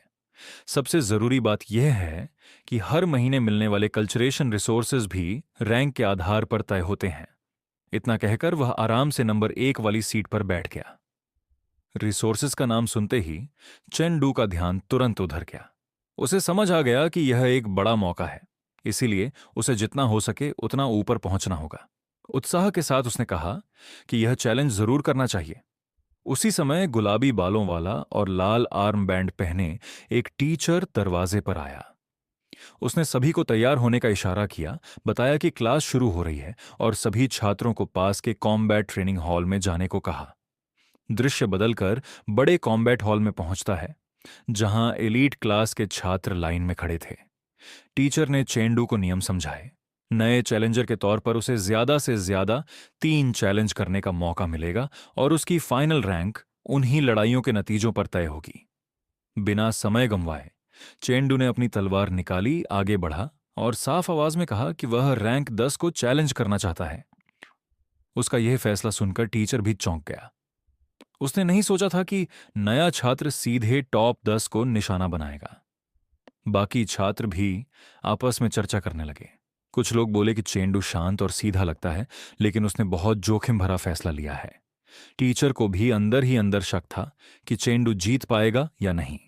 उसने माना कि चेंडू की लड़ने की तकनीक अच्छी है, लेकिन उसकी लाइफ फोर्स इंटेंसिटी अभी बाकी एलीट छात्रों से काफी कम है। सिर्फ इस अंतर की वजह से ही टॉप 10 को चैलेंज करना लगभग नामुमकिन लगता है। लेकिन चेंडू को कोई चिंता नहीं थी। उसे पता था कि रैंक 10 को रैंक 11 के मुकाबले 50% ज्यादा रिसोर्सेज मिलते हैं। इतने बड़े अंतर के सामने जोखिम लेना सही था। तभी उसका प्रतिद्वंदी फो आगे आया और हंसते हुए उसका मजाक उड़ाने लगा। अपना भारी वॉर हैमर घुमाते हुए उसने कहा कि ज्यादा बोलने के बाद हारने पर रोना मत। चेंडू शांत रहा और बस ये पुष्टि की कि फो ही रैंक 10 है।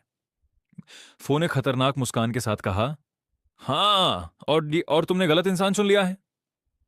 टीचर ने आधिकारिक रूप से मैच शुरू किया और फो को प्रोटेक्टिव गियर पहनकर एरिना में आने को कहा। साइड से देखते हुए टीचर को लगा कि चेंडू की हार भी उसके लिए एक अच्छा अनुभव साबित हो सकती है।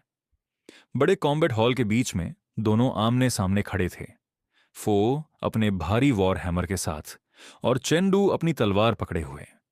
जैसे ही टीचर ने शुरू करने का संकेत दिया, फो, जिसकी लाइफ फोर्स इंटेंसिटी 6.2 थी, घमंड से अपना वॉर हैमर घुमाने लगा। उसे पूरा भरोसा था कि चेंडू एक आसान शिकार है। चेंडू बिल्कुल शांत और स्थिर खड़ा रहा। उसके चारों ओर हल्की स्पिरिचुअल एनर्जी बह रही थी और वह पूरी तरह लड़ाई के लिए तैयार था। उसकी नजरें स्थिर थीं, एफओ की बातों से बिल्कुल प्रभावित नहीं। उसके लिए असली लड़ाई तो संकेत मिलने से पहले ही शुरू हो चुकी थी। अचानक फो तूफान की तरह आगे बढ़ा। उसका वॉर हैमर हवा को चीरते हुए जोर से नीचे गिरा और उसने चिल्लाकर कहा कि चेंडू बहुत धीमा है। आसपास खड़े छात्र तुरंत चर्चा करने लगे। उनके हिसाब से लाइफ फोर्स इंटेंसिटी में सिर्फ एक स्तर का अंतर भी बहुत बड़ा फर्क पैदा करता है। ज्यादातर लोगों को लगा कि चेंडू पहले ही हार चुका है। पास खड़े टीचर लिंग ने मापने वाले उपकरण को देखकर हैरानी से आंखें बड़ी कर लीं। सिर्फ एक दिन पहले चेंडू की लाइफ फोर्स 5.1 थी और अब वह बढ़कर 5.2 हो चुकी थी। उधर एफओ आत्मविश्वास से हंस रहा था। उसे पूरा यकीन था कि उसका यह हमला ही मैच खत्म कर देगा। हथौड़ा जोरदार धमाके के साथ जमीन पर गिरा और पूरे एरिना में धूल और मलबा फैल गया। लेकिन अगले ही पल फो के चेहरे के भाव जम गए। उसे एहसास हुआ कि उसका वार खाली चला गया। उसके अंदर एक अजीब डर दौड़ गया, क्योंकि उसने महसूस किया कि चेंडू पहले ही उसके पीछे पहुंच चुका है। चेंडू मजबूती से खड़ा था, उसकी मुद्रा बिल्कुल सटीक और नियंत्रित थी। उसने घबराकर बचने की कोशिश नहीं की थी, बल्कि उसने सही मौके का इंतजार किया था। उसने अजूर ड्रैगन पॉइंट पियर्स का इस्तेमाल किया। तेज नीली तलवार की ऊर्जा अचानक फूट पड़ी जैसे ही चेंडू ने अपनी लकड़ी की तलवार आगे बढ़ाई। यह हमला एक ही पल में फो की रक्षा को तोड़ गया और उसे तेज हवा में उड़ते पत्ते की तरह हवा में उछाल दिया। फो उस हमले की ताकत का बिल्कुल भी सामना नहीं कर सका। उसका भारी शरीर जोर से जमीन पर गिरा और एरिना में एक ठंडी सी आवाज गूंज उठी। कॉम्बैट हॉल नंबर 1 पूरी तरह शांत हो गया। सभी की नजरें फो पर टिक गईं। चेंडू आगे बढ़कर अगला वार करने ही वाला था, तभी इंस्ट्रक्टर ने बीच में आकर उसे रोक दिया। लैंग बैन ने उसका हाथ पकड़कर हैरानी से पूछा कि क्या उसकी कॉम्बैट टेक्निक पहले ही टियर 1 मास्टरी तक पहुंच गई है। चेंडू ने शांतिपूर्वक सिर हिलाया और बताया कि उसने पिछली रात ही यह टुपो किया है। उसका यह सहज जवाब सुनकर अनुभवी इंस्ट्रक्टर भी हैरान रह गया। एक ही रात में लगभग 10% की प्रगति करना बेहद दुर्लभ होता है। जल्द ही लंगबन ने पूरे हॉल में जोर से परिणाम घोषित किया। चेंडू विजेता है। यह घोषणा पूरे एरिना में गूंज उठी और एक छुपी हुई प्रतिभा के अचानक उभरने का संकेत बन गई। जो छात्र पहले उस पर शक कर रहे थे, अब उसे अलग नजर से देखने लगे। उनकी पहले वाली तिरस्कार भरी नजरें अब सम्मान और जिज्ञासा में बदल चुकी थीं। पूरा एरिना चर्चा से भर गया, क्योंकि मैच सिर्फ एक ही वार में खत्म हो गया था। चेंडू की जीत ने उस आम धारणा को तोड़ दिया कि सिर्फ लाइफ फोर्स इंटेंसिटी ही लड़ाई का नतीजा तय करती है। उस पल से वह अब एक साधारण छात्र नहीं रहा। जब उससे पूछा गया कि क्या वह आगे भी ऊंची रैंक के लिए चैलेंज करना चाहता है, तो चेंडू ने मना कर दिया। उसका लक्ष्य टॉप 10 में आकर ज्यादा रिसोर्सेज पाना था और वह पहले ही इसे हासिल कर चुका था, इसलिए अपनी और ताकत दिखाने की जरूरत नहीं थी। थोड़ी देर बाद कई छात्र उसके आसपास इकट्ठा हो गए। वे उसका संपर्क लेना चाहते थे, उससे दोस्ती करना चाहते थे। कॉम्बैट हॉल कुछ देर के लिए फैन मीटिंग जैसा लगने लगा, जहां हर कोई इस नई प्रतिभा से जुड़ना चाहता था। चेंडू बस हल्की सी असहज मुस्कान दे सका। वह हमेशा शांत जीवन पसंद करता था और उसने नहीं सोचा था कि उसकी जीत इतनी ज्यादा ध्यान खींचेगी। सबसे ज्यादा बदलाव फो के व्यवहार में आया। जो छात्र कुछ देर पहले घमंडी और आक्रामक था, अब पूरी तरह झुक गया था। वह चेंडू की तारीफ करने लगा और उससे माफी मांगने लगा। जैसे जैसे भीड़ कम हुई, लैंगबैन चुपचाप चेंडू को हॉल से जाते हुए देखता रहा। उसे समझ आ गया था कि लियंगतान जैसे छोटे शहर में इतनी बड़ी प्रतिभा को ज्यादा समय तक रोका नहीं जा सकता। शायद अब इस युवा प्रतिभा के लिए एक नया रास्ता खोलने का समय आ गया था। ट्रेनिंग खत्म होने के बाद लैंगबैन ने चेंडू को बुलाया और कहा कि वह क्लास के बाद प्रिंसिपल के ऑफिस में आए। उसके चेहरे पर साफ उम्मीद दिखाई दे रही थी। ऑफिस के अंदर हेडमास्टर ली मू अपनी डेस्क के पीछे बैठे गहरी सोच में थे। दरवाजे पर दस्तक हुई तो उन्होंने शांत आवाज में अंदर आने को कहा। लैंगबैन चेंडू के साथ अंदर आया और सीधे मुद्दे पर बात की। उसने पूछा कि क्या चेंडू के लिए किसी टॉप मार्शल यूनिवर्सिटी जैसे एवरेस्ट मार्शल यूनिवर्सिटी या माउंट ताई मार्शल यूनिवर्सिटी में स्पेशल डायरेक्ट एडमिशन का मौका मिल सकता है। लीमू इस बात से थोड़ा हैरान हुआ। ऐसे एडमिशन के लिए बहुत कड़े नियम होते हैं। उसने समझाया कि टॉप 8 मार्शल यूनिवर्सिटी में दाखिला पाने के लिए कॉम्बैट टेक्निक का कम से कम टियर 1 परफेक्ट कंप्लीशन तक पहुंचना जरूरी है। हालांकि चेन डू काफी करीब था, लेकिन वह आखिरी 1% एक बहुत बड़ी बाधा होती है जिसे कई लोग कभी पार नहीं कर पाते। यह देखकर कि प्रिंसिपल अभी भी पूरी तरह आश्वस्त नहीं है, लैंगबन ने कहा कि सिर्फ बातों से काम नहीं चलेगा। उसने सुझाव दिया कि चेन डू को ऑफिस में मौजूद कॉम्बैट टेक्निक मेजरमेंट डिवाइस से सीधे टेस्ट कराया जाए।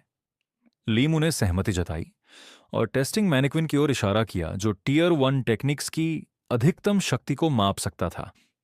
लैंगबेन ने चेंडू से कहा कि वह वही हमला दोहराए जो उसने मैच के दौरान किया था। चेंडू मैनिक्विन के सामने खड़ा हुआ और गहरी सांस ली।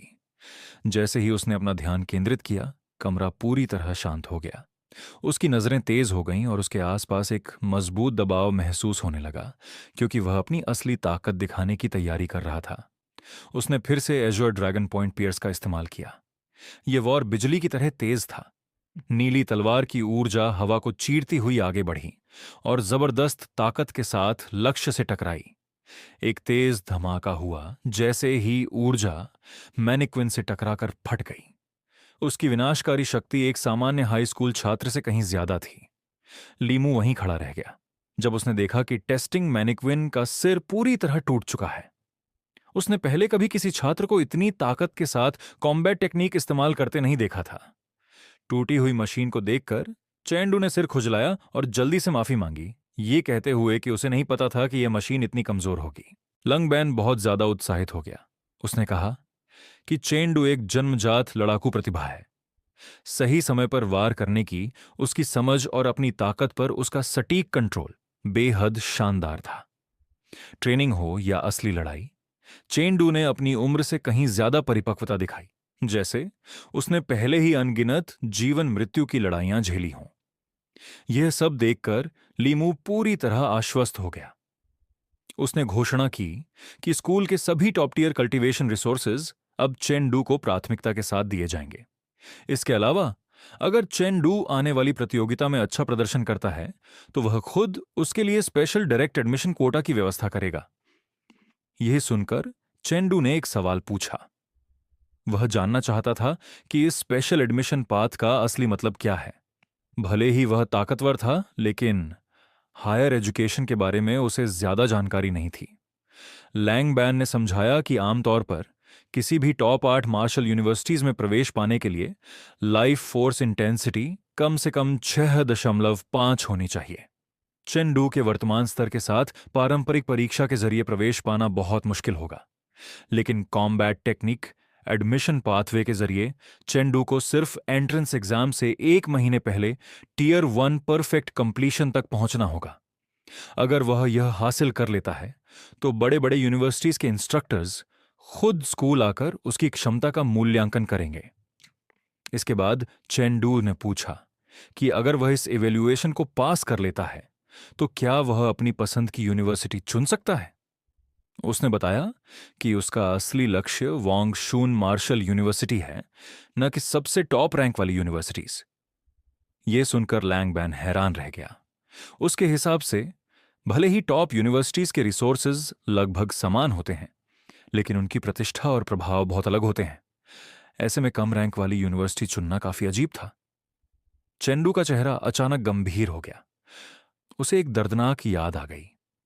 6 साल पहले हुशी सिटी के यानली डिस्ट्रिक्ट में एक अचानक हमला हुआ था।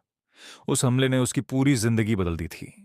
आसपास के शहरों की डिफेंस फोर्सेस मदद के लिए आई थीं, लेकिन दुश्मन की ताकत इतनी ज्यादा थी कि वह लड़ाई एक भयानक नरसंहार में बदल गई। उस घटना में लाखों लोग मारे गए और पूरा शहर तबाह हो गया। यह याद आज भी चेंडू के दिल में गहरा घाव बनकर मौजूद है। इसी वजह से वह अपने घर के पास की यूनिवर्सिटी चुनना चाहता था। धीमी आवाज में चेंडू ने कहा कि उसकी एक ही इच्छा है, अपने परिवार की सुरक्षा सुनिश्चित करना। अगर वह पास में रहेगा तो किसी भी खतरे की स्थिति में तुरंत उनके पास पहुंच सकेगा। उसकी आंखों में दृढ़ता साफ दिखाई दे रही थी। उसने कहा कि अगर कभी लियांगतान खतरे में पड़ा तो वह सबसे पहले खड़ा होकर अपने परिवार की रक्षा करेगा, ताकि उस दिन जैसी त्रासदी फिर कभी न दोहराई जाए। यह सुनकर लैंगबैन चुप हो गया। वह समझ गया कि ऐसे विचार उसी इंसान के होते हैं जिसने अपने घर का विनाश देखा हो। लीमू भी चुपचाप चेंडू को देख रहा था। उसके लिए इतनी कम उम्र में इतना स्पष्ट लक्ष्य होना बहुत दुर्लभ था। इसके बाद चेंडू ने कहा कि अगर वह वांग शुन मार्शल यूनिवर्सिटी में प्रवेश नहीं कर पाया तो वह 2 टॉप यूनिवर्सिटीज को बैकअप के तौर पर रखना चाहता है। लेकिन प्रिंसिपल ने तुरंत सिर हिलाकर मना कर दिया। उसने साफ कहा कि एक बार डायरेक्ट एडमिशन कॉन्ट्रैक्ट साइन हो गया तो वह पूरी तरह बाइंडिंग होगा, उसमें कोई बदलाव नहीं होगा। लैंगबैन ने चेंडू के कंधे पर हाथ रखा और उसे समझाया कि अपने भविष्य के साथ इतना बड़ा जोखिम न ले। अगर वह अगले महीने होने वाले इंटरसिटी टूर्नामेंट में अच्छा प्रदर्शन करता है तो टॉप यूनिवर्सिटीज के मौके और बढ़ जाएंगे। चेंडू ने शांत मुस्कान के साथ दोनों को धन्यवाद दिया और कहा कि वह सब कुछ सोच समझकर ही फैसला करेगा। ऑफिस से बाहर निकलने के बाद चेंडू ने अपने अगले कदमों की योजना बनानी शुरू कर दी। रिक्रूटमेंट पीरियड अभी 1 महीने बाद, इंटरसिटी टूर्नामेंट के बाद शुरू होगा। इसलिए उसने तय किया कि वह इस समय का पूरा इस्तेमाल अपनी ताकत बढ़ाने में करेगा। घर लौटने के बजाय उसने सीधे स्कूल के स्पेशल मार्शल ट्रेनिंग रूम में रहने का फैसला किया, ताकि बिना किसी रुकावट के पूरी तरह ट्रेनिंग पर ध्यान दे सके। अपनी लाइफ फोर्स इंटेंसिटी को जल्दी बढ़ाने के लिए चेंडू मार्शल टेक्नोलॉजी रिसर्च इंस्टीट्यूट की ओर बढ़ा। उसे यकीन था कि उसे जरूरी दवा वहीं मिलेगी। आधुनिक मार्शल दुनिया में 3 सबसे बड़ी शक्तियां थीं जो मानवता के भविष्य को संभाल रही थीं। पहली थी एक्सट्रीम मार्शल हॉल, जिसके योद्धा खतरनाक बाहरी सभ्यताओं के खिलाफ फ्रंट लाइन पर लड़ते थे। दूसरी थी मार्शल टेक्नोलॉजी रिसर्च इंस्टीट्यूट, जो एडवांस टेक्नोलॉजी के जरिए इंसानों की ताकत बढ़ाने पर काम करती थी। तीसरी थी मार्शल आर्टिस्ट्स अलायंस, जो समाज में कानून और व्यवस्था बनाए रखने की जिम्मेदारी संभालती थी। मार्शल टेक्नोलॉजी रिसर्च इंस्टीट्यूट के संस्थापक डगलस थे, जिन्हें वर्तमान सभ्यता का दूसरा सबसे ताकतवर व्यक्ति माना जाता था। उनसे ऊपर सिर्फ एक ही इंसान था। मानवता की प्रगति में उनके योगदान को हर कोई मानता था। जब चेंडू इंस्टीट्यूट के आधुनिक और भव्य हॉल में दाखिल हुआ तो वहां एक युवा रिसेप्शनिस्ट ने उसका स्वागत किया। उसके भूरे बाल 2 पोनीटेल में बंधे हुए थे। शुरुआत में वह विनम्र थी, लेकिन जैसे ही चेंडू ने शांति से 3 बॉक्स थंडरक्लैप ब्लड पिल्स मांगी, उसकी अभिव्यक्ति तुरंत हैरानी में बदल गई। उसकी उम्र के किसी इंसान के लिए इतनी शक्तिशाली दवा मांगना बेहद असामान्य था। उसने समझाया कि ये पिल्स सीधे खरीदी नहीं जा सकती। जो भी इन्हें लेना चाहता है उसे पहले एंड्योरेंस टेस्ट पास करना होगा। यह दवा उन लोगों के लिए सबसे प्रभावी मानी जाती है जो अब भी ऑफिशियल मार्शल आर्टिस्ट नहीं बने हैं, लेकिन इसके साथ गंभीर खतरे भी जुड़े होते हैं।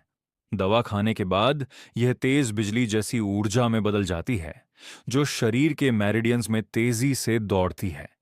अगर व्यक्ति 30 मिनट तक अपना ध्यान बनाए नहीं रख पाया तो उसकी जान को खतरा हो सकता है। इसी वजह से वह चेंडू को एक टेस्टिंग रूम में ले गई, ताकि यह जांच सके कि वह इस प्रक्रिया को सह सकता है या नहीं। चेंडू ने मेजरिंग डिवाइस पर अपना हाथ रखा और उसकी निगरानी में टेस्ट के लिए तैयार हो गया।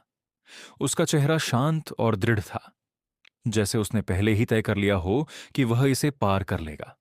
रिसेप्शनिस्ट ने कंट्रोल पैनल चालू किया और चेंडू पूरी तरह स्थिर खड़ा होकर अपने मन को केंद्रित कर लिया।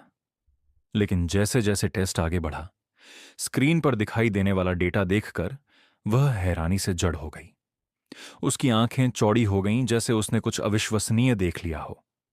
कुछ ही देर बाद चेंडू आराम से दवा लेकर वहां से निकल गया। वहीं रिसेप्शनिस्ट उलझन में रह गई और तुरंत टेक्निकल डिपार्टमेंट को संपर्क किया। उसे लगा कि इतना महंगा टेस्टिंग डिवाइस जरूर खराब हो गया है।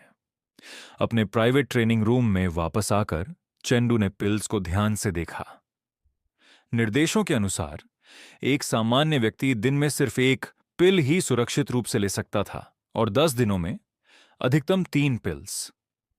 चेंडू को एहसास हुआ कि जो एंड्योरेंस टेस्ट उसने दिया था वह असल में एक पिल के दर्द का सिर्फ आधा ही था। उसके लिए तो वह सिर्फ एक छोटा सा चैलेंज लगा था। अपनी प्रगति को तेजी से बढ़ाने के लिए चेंडू ने एक साहसी फैसला लिया। उसने एक साथ तीनों पिल्स निगल लीं। उसे पता था कि दर्द टेस्ट से कई गुना ज्यादा होगा, लेकिन उसे अपने ऊपर भरोसा था। जैसे ही पिल्स उसके शरीर में घुली, एक भयानक ऊर्जा बिजली की तरह फट पड़ी। चैंडू की आंखें सिकुड़ गईं और उसके पूरे शरीर में तेज गर्मी फैल गई। ऐसा लगा जैसे उसके शरीर की हर नस जल उठी हो। नीली चमकती हुई बिजली उसके शरीर के चारों ओर फैल गई और मेरिडियंस में बेकाबू होकर दौड़ने लगी। दांत भींचकर चेंडू उस दर्द को सहता रहा जो सीधा उसकी हड्डियों तक चुभ रहा था। इतनी खतरनाक ऊर्जा का सामना करते हुए भी उसके चेहरे पर एक चुनौती भरी मुस्कान थी। बिजली उसके शरीर को चीर रही थी, फिर भी चेंडू आत्मविश्वास से चिल्लाया, क्या बस इतनी ही ताकत है इस दवा में? धीरे धीरे वह बिजली का तूफान शांत हो गया और चेंडू भारी सांस लेते हुए वहीं खड़ा रह गया।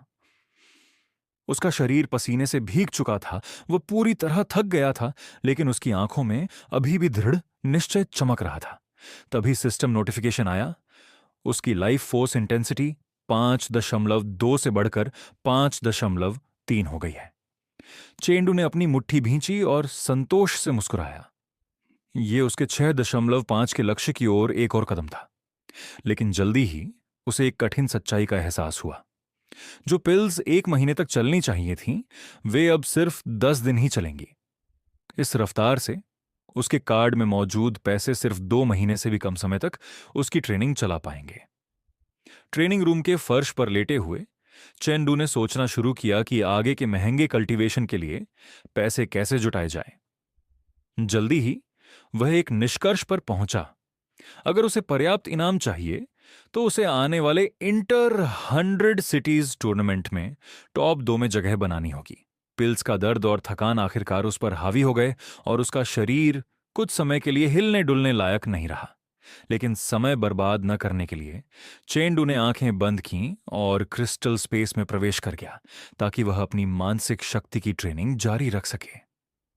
पूरी रात उसने उस स्पेस में नीले रंग के जायंट से लड़ाई की। भले ही उसे पूरी जीत नहीं मिली, लेकिन उसे साफ महसूस हुआ कि उसकी मेंटल पावर बढ़ गई है। जब वह वापस वास्तविक दुनिया में लौटा तो नई ऊर्जा के साथ उठकर बैठ गया। अब जब उसे स्कूल के अतिरिक्त रिसोर्सेज मिल चुके थे, चेंडू पहली बार एलीट क्लास में शामिल होने के लिए उत्साहित था। कक्षा के अंदर इंस्ट्रक्टर ए दाए एक प्रभावशाली अंदाज में सामने आई। उसके लाल बाल और प्रोफेशनल अंदाज ने तुरंत सभी छात्रों का ध्यान खींच लिया। उसने आज के विषय की शुरुआत की, एक उन्नत लड़ाई की तकनीक जिसे मेंटल डिपेंडेंसी कहा जाता है। पूरी क्लास शांत हो गई और सभी ध्यान से सुनने लगे। चेंडू यह जानकर हैरान रह गया कि इंस्ट्रक्टर ए डेई की लाइफ फोर्स इंटेंसिटी 15 से भी ज्यादा है। वह छात्रों से बिल्कुल अलग स्तर पर थी। उसने समझाया कि मार्शल टेक्निक्स असल में शरीर की ताकत को बाहर निकालने के उपकरण हैं, लेकिन अगर कोई सही तरीके से मेंटल फोर्स का उपयोग करना सीख जाए तो उसकी लड़ाई की शक्ति कई गुना बढ़ सकती है। आमतौर पर शरीर की ताकत हर मांसपेशी में बंटी होती है, लेकिन मेंटल फोर्स के जरिए एक मार्शल आर्टिस्ट उस पूरी ताकत को एक बिंदु पर केंद्रित कर सकता है, जिससे विस्फोटक शक्ति वाले हमले किए जा सकते हैं।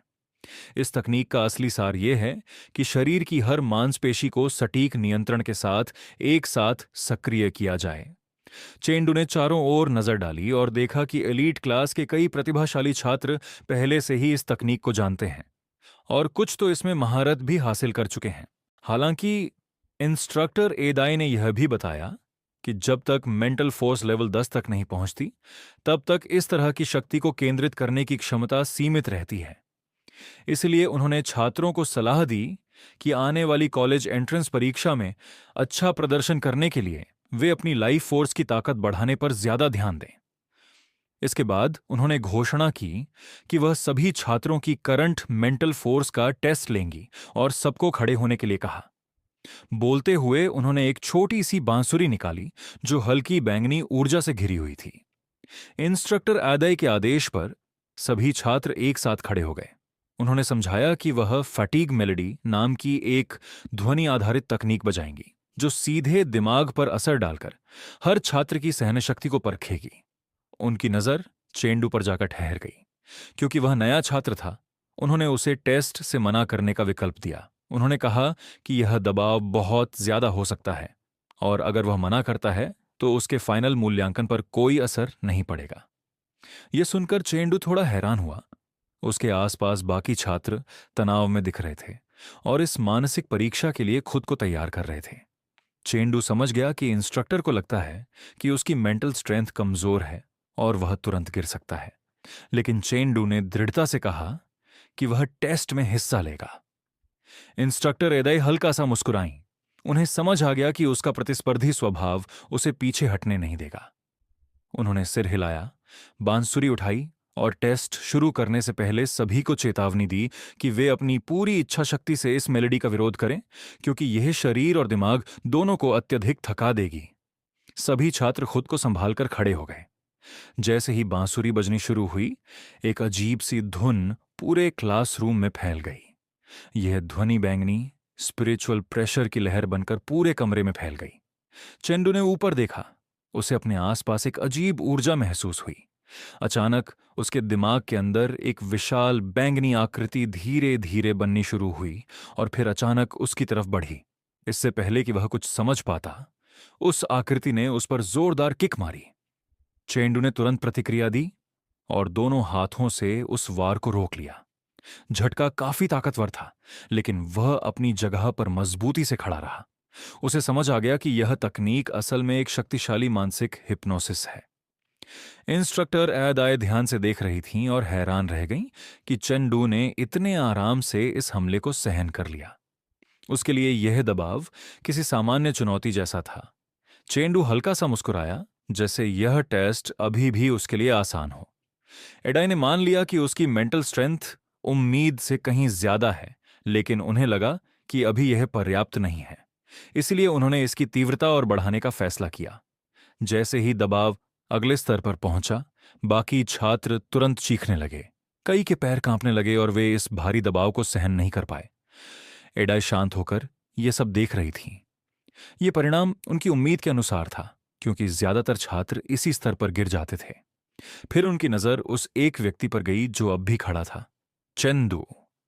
चेंडू अब भी सीधा खड़ा था, जबकि उसके चारों ओर स्पिरिचुअल प्रेशर की लहरें उठ रही थीं। बाकी छात्र हैरानी से उसे देखने लगे और आपस में फुसफुसाने लगे। उन्हें पता था कि चेंडू गरीब परिवार से आता है और महंगे स्पिरिचुअल आइटम्स खरीदना उसके लिए संभव नहीं है। इसका मतलब था कि उसकी ताकत पूरी तरह उसकी खुद की मेहनत से आई है। उनकी नज़र में उसके पास न सिर्फ शानदार मार्शल टैलेंट है, बल्कि असाधारण मेंटल क्षमता भी है, जो बहुत ही दुर्लभ है। क्लास के एक कोने में फनरुई यह सब देख रहा था, जिसे चेंडू ने पिछले दिन हराया था। वह संतुष्ट था। उसके लिए चेंडू जितना मजबूत दिखता, उतना ही यह साबित होता कि उससे हारना शर्म की बात नहीं थी। अचानक क्लासरूम में एक तेज टूटने की आवाज गूंज उठी। स्पिरिचुअल प्रेशर अपनी सीमा तक पहुंच चुका था और कोई आखिरकार टूट गया। सबकी नजर उस दिशा में गई। क्लास का टॉप छात्र, जिसे सबसे प्रतिभाशाली माना जाता था, जमीन पर गिर चुका था। गिरते वक्त भी उसकी नजर चेंडू पर ही टिकी हुई थी। उसके चेहरे पर साफ अविश्वास था। उसके मन में बस एक ही बात थी, अगर चेंडू किसी अमीर परिवार में पैदा हुआ होता और उसे बेहतर संसाधन मिले होते, तो वह अब तक टॉप यूनिवर्सिटी में पहुंच चुका होता। इंस्ट्रक्टर एदाय भी चौंक गईं। क्लास का सबसे मजबूत छात्र लेवल 6 पर ही गिर गया था, जबकि चेंडू लेवल 7 के दबाव में भी खड़ा था। अब उन्होंने उसकी असली सीमा जानने के लिए दबाव को सीधे लेवल 8 तक बढ़ा दिया। चेंडू ने दांत भींच लिए। अब दबाव सच में उस पर भारी पड़ने लगा था। उसके आसपास की ऊर्जा और ज्यादा उग्र हो गई। उसके दिमाग में वही बैंगनी आकृति फिर से उभरी, लेकिन इस बार वह पहले से कहीं ज्यादा विशाल थी, एक पहाड़ की तरह। अब यह संघर्ष आसान नहीं था। चेंडू ने अपने हाथ झटकते हुए उन अदृश्य हमलों का विरोध करना शुरू किया जो उस पर लगातार गिर रहे थे। धीरे धीरे वह पीछे धकेला जाने लगा। ऐसा लग रहा था जैसे एक बहुत बड़ा वजन उसके पूरे शरीर को कुचल रहा हो। हर बार हरिन हवा को हिला रहा था। उसके चेहरे से पसीना बहने लगा। उसकी आंखों में तनाव साफ दिख रहा था। लेवल 8 का स्पिरिचुअल प्रेशर सच में बेहद खतरनाक था। एक जोरदार गर्जना के साथ चेन डू ने अपनी सारी ताकत इकट्ठा की और उस दबाव का मुकाबला किया जो उसके हर मांसपेशी और हड्डी पर भारी पड़ रहा था। यह सब देखकर इंस्ट्रक्टर एदाय गहराई से प्रभावित हो गईं। उन्हें समझ आ गया कि मेंटल स्ट्रेंथ सिर्फ इच्छा शक्ति पर निर्भर नहीं होती, बल्कि यह शरीर की क्षमता से भी जुड़ी होती है। अपने मार्शल टैलेंट और मजबूत दिमाग के साथ चेन डू में एक ऐसे योद्धा के गुण थे जो शक्तिशाली बाहरी खतरों का सामना कर सकता था। उसी समय उन्होंने टेस्ट खत्म कर दिया। परिणाम तुरंत प्रिंसिपल को भेज दिए गए। प्रिंसिपल के ऑफिस में रिपोर्ट सुनकर लीमू हैरान रह गए। चेंडू के पास न सिर्फ शानदार मार्शल एबिलिटी थी, बल्कि उसकी मेंटल स्ट्रेंथ भी असाधारण थी। अदाय ने शांत स्वर में इन परिणामों की पुष्टि की और बताया कि उन्होंने खुद क्लास में यह सब देखा है। पास खड़ी लिंगयान अपनी खुशी छिपा नहीं पाई और हल्का सा मुस्कुरा दी। यह खबर सुनते ही प्रिंसिपल लीमू तुरंत खड़े हो गए। साफ दिख रहा था कि वह बेहद उत्साहित हैं। लिंगयान ने पूरे आत्मविश्वास के साथ कहा कि चेंडू में लेवल 20 मार्शल आर्टिस्ट बनने की क्षमता है, जिसे सोयरिंग स्काई मार्शल आर्टिस्ट कहा जाता है। एडाई ने भी सहमति जताई और बताया कि ऐसे मार्शल आर्टिस्ट जो उड़ सकते हैं बहुत ही दुर्लभ और शक्तिशाली होते हैं। इसके बाद लीमू ने अपनी पक्की राय रखी। उन्होंने कहा कि चेन डू जैसा टैलेंट बहुत ही दुर्लभ है और उसे सामान्य टॉप 8 यूनिवर्सिटी में भेजना समय की बर्बादी होगी। उनके अनुसार चेन डू को 3 सबसे बड़ी मार्शल यूनिवर्सिटीज में से किसी एक को लक्ष्य बनाना चाहिए, जहां भविष्य के सोयरिंग स्काई मार्शल आर्टिस्ट्स तैयार किए जाते हैं। फिर उन्होंने एक महत्वपूर्ण जानकारी दी। ब्लैक ड्रैगन मार्शल यूनिवर्सिटी बैटलॉन्फ 100 सिटीज के बाद भर्ती शुरू करेगी। उन्होंने लिंग यान को निर्देश दिया कि वह सुनिश्चित करे कि चेंदू उस चयन प्रक्रिया में हिस्सा ले। लिंग यान ने तुरंत दृढ़ता से हां कहा। कुछ समय बाद चेंदू को ऑफिस में बुलाया गया। उसने दरवाजा खटखटाया और विनम्रता से पूछा कि क्या उसे बुलाया गया है। लिंगयान, जो काफी उत्साहित थी, सीधे मुद्दे पर आ गई। उसने चेंडू से पूछा कि क्या वह ब्लैक ड्रैगन यूनिवर्सिटी के बारे में जानता है। चेंडू ने जवाब दिया कि उसे बस इतना पता है कि यह 3 सबसे बड़ी मार्शल यूनिवर्सिटीज में से एक है। लिंगयान ने समझाया कि ये तीनों यूनिवर्सिटी सामान्य एंट्रेंस एग्जाम से छात्रों को नहीं चुनती। वे सिर्फ उन दुर्लभ प्रतिभाओं को चुनती हैं जिनमें सोयरिंग स्काई मार्शल आर्टिस्ट बनने की क्षमता होती है। यह एक बेहद ऊंचा स्तर है। इस स्तर तक पहुंचने के लिए मार्शल आर्टिस्ट को लाइफ फोर्स इंटेंसिटी 9.9 तक पहुंचानी होती है और कम से कम एक इंटरमीडिएट टियर 1 मार्शल टेक्निक आनी चाहिए। फिर उसने पूरी स्थिति समझाई। हाई स्कूल के छात्रों में से केवल आधे ही मार्शल आर्टिस्ट बन पाते हैं। दवाइयों से लाइफ फोर्स बढ़ाना बहुत महंगा होता है और बहुत से लोग सही समय पर ट्रेनिंग शुरू नहीं कर पाते। चेंडू चुपचाप सुनता रहा। उसका चेहरा शांत था, जैसे वह अंदर ही अंदर कुछ सोच रहा हो। कुछ देर बाद उसने सिर उठाया और दृढ़ता से कहा कि वह ब्लैक ड्रैगन मार्शल यूनिवर्सिटी के चयन में हिस्सा लेना चाहता है। अंदर ही अंदर वह जानता था कि इस रास्ते को चुनने का मतलब हो सकता है कि उसे अपने परिवार से दूर जाना पड़े, लेकिन अगर उसे अपने परिवार की रक्षा करनी है तो उसे और मजबूत बनना ही होगा। लिंगयान ने संतुष्टि से सिर हिलाया और उसे प्रोत्साहित किया। उसने कहा कि चेंडू बैकअप के तौर पर टॉप 8 यूनिवर्सिटी को भी रख सकता है, लेकिन उसका पूरा ध्यान ब्लैक ड्रैगन यूनिवर्सिटी के मौके पर होना चाहिए। चेंडू ने यह सलाह मान ली। फिलहाल उसका पूरा ध्यान बैटल ऑफ 100 सिटीज पर था, जो 1 महीने बाद होने वाला था। बाकी सब कुछ बाद में देखा जाएगा। क्लास खत्म होने के बाद चेंडू घर लौटा। रसोई से उसकी मां ने प्यार से आवाज लगाई कि नाश्ता तैयार है। बैग लेकर चेंडू अंदर आया और मुस्कुराते हुए उन्हें नमस्ते किया। खाने के दौरान उसकी छोटी बहन उसे चुपचाप देखती रही। उसे लग रहा था कि उसके भाई में कुछ बदल गया है। उसका शरीर पहले से मजबूत लग रहा था, उसका व्यक्तित्व निखर गया था और उसमें एक नया आत्मविश्वास आ गया था। खाना खाते खाते चेंडू ने एक अहम फैसला बताया।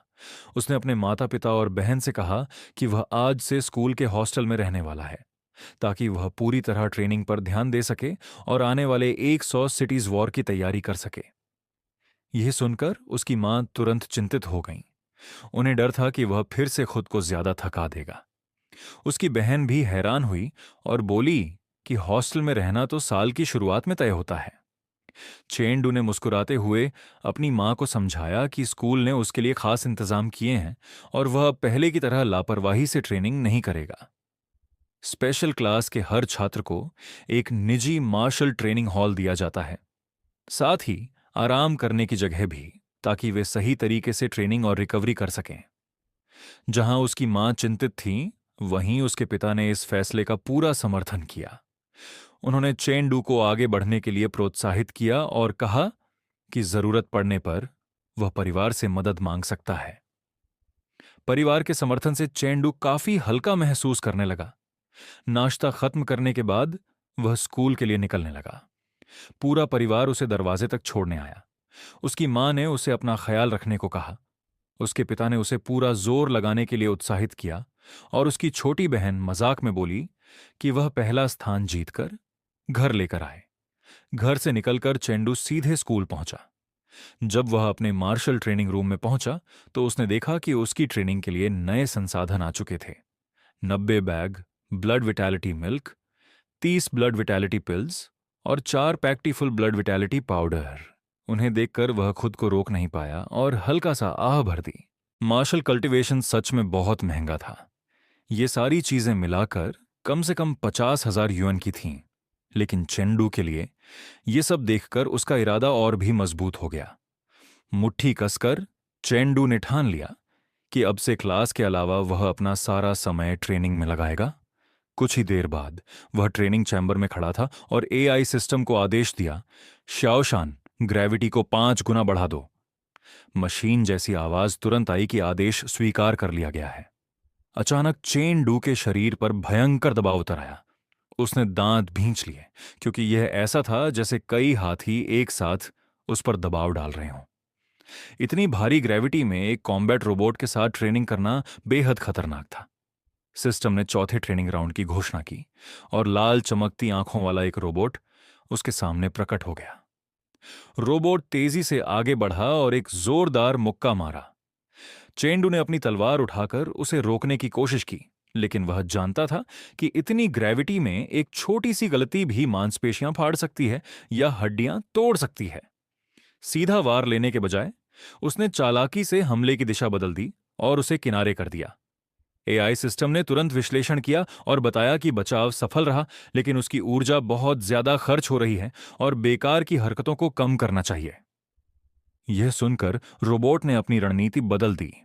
अब उसने ऊपर और नीचे से एक साथ हमला किया, जिससे चेंडू के बचने के रास्ते बंद हो गए। घिर जाने के बावजूद चेंडू मुस्कुराया। अगर वह बच नहीं सकता तो वह रोबोट को भी उसी ग्रेविटी का भार महसूस कराएगा। उसने रोबोट का हाथ पकड़ा, पूरी ताकत लगाई और जोरदार तरीके से उसे जमीन पर पटक दिया। रोबोट जोर से जमीन पर गिरा। उसके सिर से धुआं निकलने लगा, लेकिन मशीन में अभी एक आखिरी चाल बाकी थी। उसका हाथ अचानक रबर की तरह लंबा होकर सीधा चेंडू की तरफ मुक्का मारने के लिए बढ़ा। चेंडू चौंक गया और वह पीछे जा गिरा। उसे समझ आ गया कि अब ट्रेनिंग की सीमा खत्म हो चुकी है। उसने तुरंत सिस्टम को ग्रेविटी बंद करने का आदेश दिया और माना कि अब उसे आराम की जरूरत है। ट्रेनिंग खत्म होने के बाद चेंडू बैठ गया और गहरी सांस ली। उसका शरीर पूरी तरह थक चुका था। पूरी तरह आराम करने के बजाय उसने इमॉर्टल बेनिशमेंट विजुअलाइजेशन मेथड का इस्तेमाल करने का फैसला किया, ताकि शरीर आराम करे और मानसिक शक्ति बढ़े। आंखें बंद करते ही उसकी चेतना उस परिचित मानसिक दुनिया में पहुंच गई। वह शांत आईने जैसी पानी की सतह पर चल रहा था और उसके नीचे लाल रंग की एक भयानक दुनिया थी, जिसमें अनगिनत डरावनी आंखें उसे घूर रही थीं। चेंडू ने अपने मन को मजबूत किया और सारी आध्यात्मिक ऊर्जा को अपनी ओर खींच लिया। एक तेज ऊर्जा उसके शरीर में बहने लगी। कुछ समय ध्यान करने के बाद उसने राहत की सांस ली। उसकी मानसिक शक्ति 0.3 लेवल बढ़ गई थी। लेकिन जब वह उठने की कोशिश करता है तो उसकी रीढ़ में झंझनाहट दौड़ जाती है। बहुत देर बैठने की वजह से उसके पैर सुन्न हो गए थे। चेंडू धीरे से बुदबुदाया। उसका दिमाग और शरीर दोनों थक चुके थे। पूरी तरह थका हुआ महसूस करते हुए उसने आराम करने का फैसला किया। वह पीछे लेट गया और जल्दी ही सो गया। कुछ समय बाद चेंडू फिर से जागा। इस बार उसकी आंखें साफ और केंद्रित थीं। बिना देर किए वह क्रिस्टल स्पेस में चला गया जहां मार्शल तकनीकों की ट्रेनिंग होती थी। जैसे ही उसके पैर उस वर्चुअल दुनिया में पड़े, वह लड़ाई के लिए तैयार हो गया। उसके सामने कई विशालकाय दैत्य प्रकट हुए। पिछली बार वह उनकी कमजोरी नहीं समझ पाया था और एक भी दैत्य को नहीं हरा सका था, लेकिन इस बार उसे पूरा भरोसा था। तलवार कंधे पर रखते हुए उसकी मौजूदगी पहले से अलग थी। अब उसे समझ आ गया था कि दैत्यों के शरीर पर जो हरे बिंदु हैं वो निशान नहीं बल्कि हीलिंग एनर्जी कोर है। दैत्य गरजते हुए उसकी ओर दौड़े। चेंडू ने शांत होकर स्थिति का विश्लेषण किया। उन चमकते कोर के अलावा ये बस चलते फिरते निशाने थे। वह तेजी से आगे बढ़ा और उसे तुरंत महसूस हुआ कि ग्रेविटी ट्रेनिंग के बाद उसका कंट्रोल कितना बेहतर हो गया है। उसका शरीर हल्का और फुर्तीला लग रहा था। वह आसानी से दैत्यों के भारी हमलों से बचता हुआ आगे बढ़ गया। मौका मिलते ही उसने जोरदार वार किया। उसकी तलवार सीधे एक हरे कोर पर लगी। एक ही वार में विशाल दैत्य टूटकर गायब हो गया। चेंडू चुपचाप खड़ा रहा और बाकी दैत्यों को देखता रहा जो कुछ पल के लिए रुक गए थे। अपने हल्के और तेज मूवमेंट से वह बेहद उत्साहित था।